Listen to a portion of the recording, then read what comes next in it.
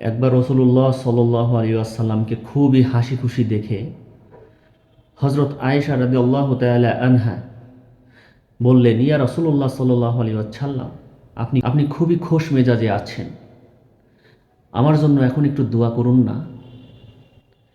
আয়েশা রাদিয়াল্লাহু তাআলা আনহার এমন আবদারে রাসূলুল্লাহ সাল্লাল্লাহু আলাইহি ওয়াসাল্লাম মুস্কি হেসে রাসূলুল্লাহ সাল্লাল্লাহু আলাইহি ওয়াসাল্লাম আল্লাহকে বলতে লাগলেন, ইয়া আল্লাহ, আয়েশা পূর্বে যত পাপ করেছেন এমন সকল গুনাহ তুমি ক্ষমা করে দাও। আয়েশা পরে যা করবে এমন গুনাহও তুমি ক্ষমা করে দাও। আয়েশা প্রকাশ্যে যা পাপ করেছে, গোপনে যা পাপ করেছে, এমন গুনাহও তুমি ক্ষমা করে দাও। আয়েশা বুঝে পাপ করেছে, না বুঝে পাপ করেছে, এমন গুনাহও তুমি ক্ষমা করে দাও। রাসূলুল্লাহ সাল্লাল্লাহু আলাইহি ওয়াসাল্লামের মুখে নিজের জন্য এত সুন্দর দোয়া শুনে খুশিতে আয়েশা রাদিয়াল্লাহু তাআলা আনহা আত্মহারা হয়ে গেলেন। আম্মাজান আয়েশা রাদিয়াল্লাহু তাআলা আনহা খুশি হতে দেখে খুশি হলেন রাসূলুল্লাহ সাল্লাল্লাহু আলাইহি ওয়াসাল্লাম।